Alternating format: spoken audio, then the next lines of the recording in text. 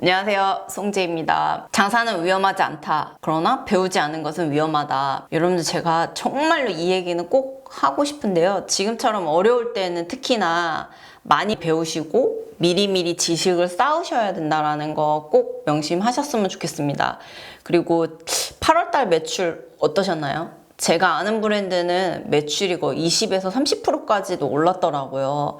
아마 저번 달 마지막 주에 또 특수한 일이 좀 있다 보니까 그거에 따른 변수가 있어서 더 매출이 올라간 부분도 있는데, 그렇지 못한 분들도 아마 계실 거라고 생각이 들어요. 그러니까 예를 들면 내가 깃발도 많이 꽂고 노출도 많이 되고 있는데 왜 나는 주문이 없지라고 고민하시는 분들이 있을 것 같아서 제가 이번에는 이 얘기를 한번 해보려고 합니다. 노출에 관련해서만 얘기했지만 노출 대비 클릭수와 주문 수가 적다면 매출과 직결되는 어플 관리에 대해 이야기해 보려고 합니다. 제가 생각하기에 배달 브랜드 같은 경우에는 정말 브랜드가 갖고 있는 스토리를 가지고 가시는 게 훨씬 더 좋을 것 같다라는 생각을 되게 많이 하거든요.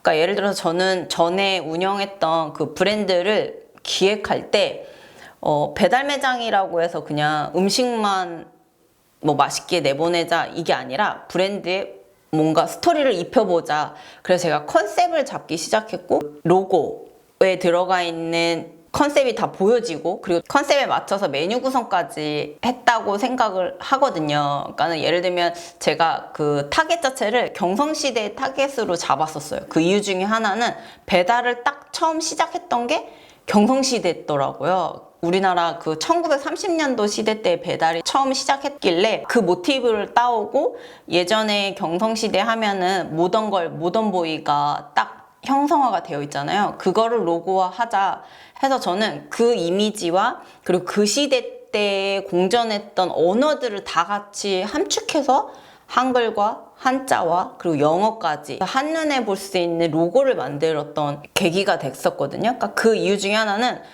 그때 배달 어플을 보면 그냥 메뉴 사진이랑 그냥 간판처럼 브랜드명이 들어가는 게 다였어요. 뭐 예를 들면 뭐뭐뭐 김치찌개집, 그러면 김치찌개 사진 하나만 들어가 있고, 그러니까 그런 브랜드들이 되게 많았어서 얘네들하고는 좀 차별화를 둬야 되겠다 싶어서 저는 아예 로고 작업을 했다라는 거. 그래서 여러분들도 아시겠지만 첫 페이지에 보면 아이템별로 그 카테고리에 딱 들어가면 제일 먼저 나오는 게 로고하고 브랜드명, 평점, 배달 시간, 대표 메뉴, 배달 팁까지, 그리고 최소 주문 금액까지 한눈에 딱 나오거든요. 그러니까 이 페이지 안에 손님들이 딱 처음 클릭할 수 있게끔 만드는 게 제일 중요하다고 생각을 했어요. 여기에서 첫 번째, 시선을 끌어라.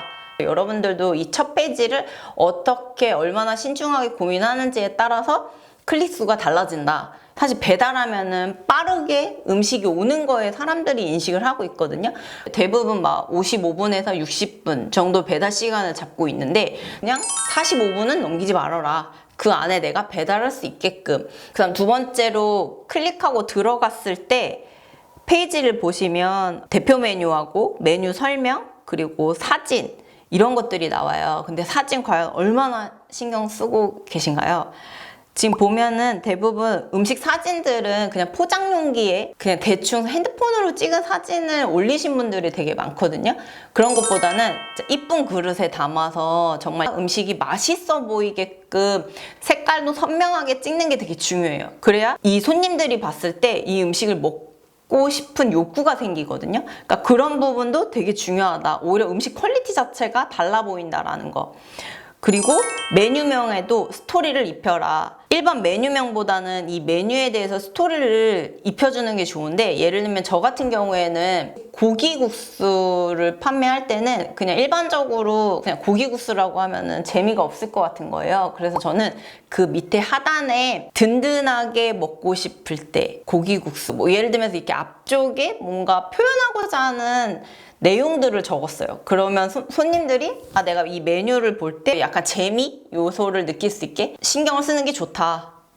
꼭 체크해 보십시오. 대표 메뉴 선정하실 때는 중요한 포인트가 있는데요. 내가 정말 팔고자 하는 메뉴가 있을 거고, 그리고 얘를 돋보이게 하는 메뉴가 있어요. 예를 들면 제가 그때 고기국수를 적극적으로 밀기 위해서 갈비국수를 개발을 합니다. 왜냐면 가격 차이를 두거든요.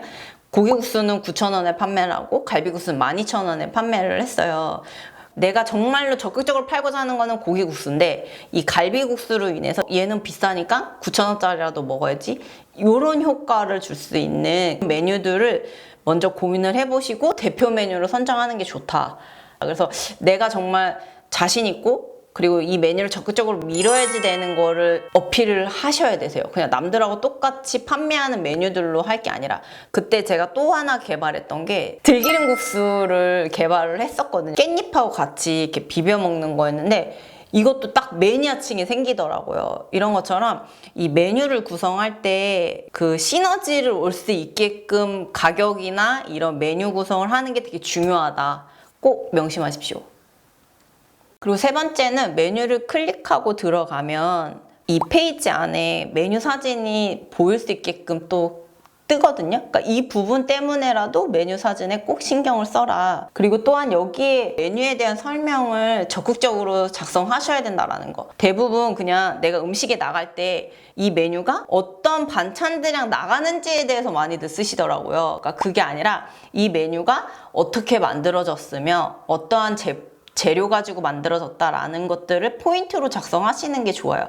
그리고 또 여기 안에서의 팁인데, 이 메뉴 안에서 또 사이드나 추가로 곁들여서 먹으면 좋은 아이템들을 꼭 선정하시는 게 좋을 것 같다. 저 같은 경우에는 그 전에 운영을 했을 때 일반 메인 메뉴 플러스 잡채 개발했을 때는요, 일부러 사이드 메뉴로 많이 넣었어요. 그러니까는 뭐 국밥이나 아니면 국수나 드실 때 반찬처럼 먹을 수 있게끔 밑에 사이드에다가 음료뿐만 아니라 그런 곁들여서 먹을 수 있는 아이템들도 같이 넣었다라는 거. 그러다 보니까 그날의 매출은 전주 대비했을 때 엄청 많이 올라갔었다라는 거. 예를 들면 10개 팔았던 거가 90개까지도 올라갔었거든요. 그리고 네 번째, 정보란에 매장에 대한 소개나 내가 손님들한테 꼭 전달하고자 하는 메시지를 꼭 작성해라. 꾸준히. 이거 되게 반드시 중요하거든요.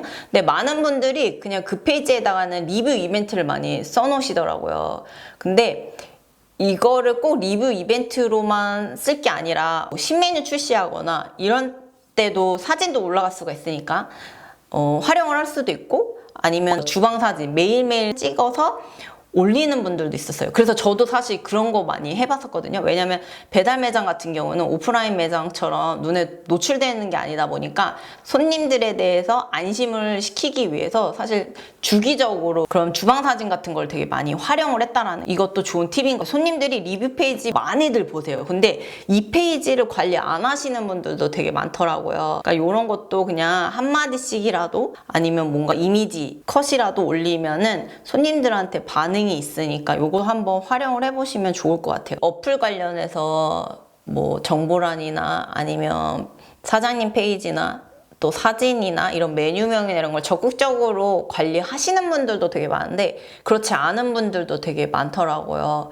그러니까 한번 제 이야기를 들어보고 정리한다 생각하시고 내 매장의 어플 관리는 어떻게 하고 있는지 한번 꼭 체크해 보시면 좋을 것 같습니다. 다음 영상은 리뷰 관련해서 제가 이야기를 해보려고 하는데요. 리뷰만 관리를 잘해도 매출이 올라갈 수가 있거든요. 그거를 제가 경험을 해봤기 때문에 그거에 대한 이야기를 한번 해드려 보려고 합니다. 다음 영상도 꼭 보시고요. 우리 모두 부자 되는 그날까지 대박 나세요.